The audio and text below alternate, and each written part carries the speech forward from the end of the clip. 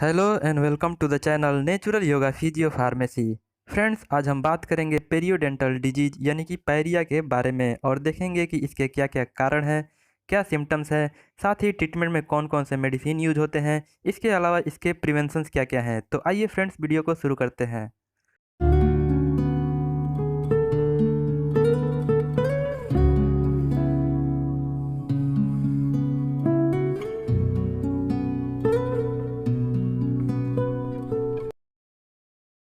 Periodontal disease, पेरियोडोंटिटिस या pyorrhoea एक ऐसा कंडीशन है जिसमें दांतों के मसूड़ों में सूजन हो जाता है।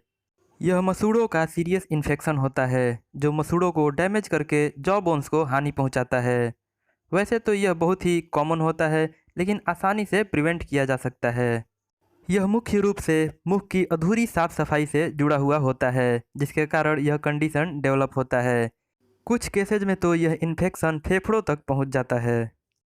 कॉजेज की अगर हम बात करें तो इस कंडीशन की शुरुआत मसूड़ों पर बैक्टीरिया या फूड पार्टिकल्स के दांतों के चारों तरफ इकट्ठा होने से इन्फेक्शन के कारण डेवलप होता है।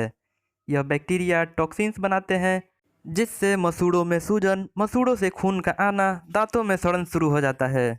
इसके साथ ही विटामिन सी की डेफिशिएंसी भी पायरिया का कारण बन सकता है। इसके अलावा नशीली दवाओं का प्रयोग, धूम्रपान, तंबाकू के सेवन से भी यह डेवलप हो जाता है। कई बार शरीर में हार्मोन्स के चेंज होने से या फिर इम्बैलेंस होने के कारण यह कंडीशन डेवलप हो जाता है।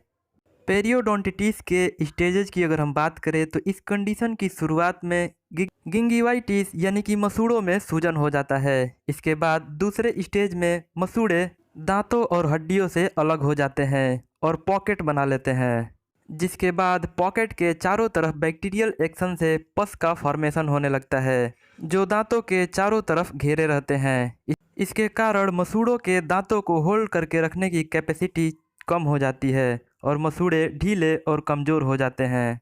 इस कंडीशन के प्रोग्रेस होने पर दांत लूज हो जाते हैं, जिसके बाद वो अपने आप ही निकल जाते हैं, जिसके बाद भोजन को चबाने में दिक्कत महसूस होने लगती है। सिम्टम्स की अगर हम बात करें तो इस कंडीशन की शुरुआती दिनों में मसूड़ों में फोड़े बन जाते हैं जो लाल और सूजे हुए दिखाई देते हैं, जिसे छूने पर संवेदनशील महसूस होता है। ऐसे में ब्रश करते समय मसूड़ों से खून आने लगता है। दांतों के आसपास के मसूड़ों में पस का बनना सेकेंड स्टेज की ओर इशारा करते हैं। अगर मसूड़ों से पस जल्दी से बाहर नहीं निकलता है तो दांतों में तेज दर्द महसूस होता है और पूरे मसूड़ों में सूजन हो जाता है। इसके साथ ही इस कंडीशन में मुंह से बदबू आता है और चबाने में भी तकलीफ होती है।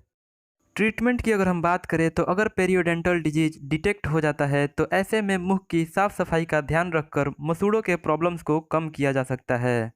दांत और मसूड़ों की प्रॉपर साफ सफाई इस तरह के कंडीशंस को रोकते हैं, इसलिए खाना खाने के बाद मुंह की साफ सफाई जरूरी होती है। कम से कम रात में सोने से पहले ब्रश करना मसूड़ों के रोगों के रिस्क को कम करता है, जिसके लिए डेंटिस्ट सॉफ्ट ब्रश से ब्रशिंग की सलाह देते हैं। मेडिकेशन की अगर हम बात करें तो इस कंडीशन में मेट्रोनिडाजोल को 3 से 4 हफ्ते तक लेने की सलाह दी जाती है। इसके साथ ही विटामिन सी के डेफिशिएंसी को दूर करने के लिए विटामिन सी और साथ में कैल्शियम भी दिया जाता है। इस कंडीशन में ब्रशिंग के बाद माउथ वॉश का प्रयोग माइक्रोबियल एक्शन से बचाव करता है, क्योंकि माउथ वॉश कई तरह के एंटी माइक्रोबियल एजेंट से बने होते हैं, लेकिन यह अकेले प्लेक को बनाने से नहीं रोक सकते। एडवांस कंडीशंस में डेंटिस्ट अफेक्टेड टिश्यू और पॉकेट को निकाल देते हैं और उस पर एंटीसेप्टिक को अप्लाई करते हैं। अगर मसूड़ों में गहराई तक पॉकेट बन गया है तो उन्हें सर्जरी के द्वारा निकाला जाता है। एक बार बैक्टीरिया निकल जाए तो मुख की साफ सफाई रोग को कंट्रोल कर सकता है। कुछ होम रेमेडी की अगर हम बात करें तो इस तरह के कंडीशन में गुनगुने पानी में नींबू के रस को मिलाकर उससे कुल्ला करने से बहुत ही ज़्यादा फायदा होता है।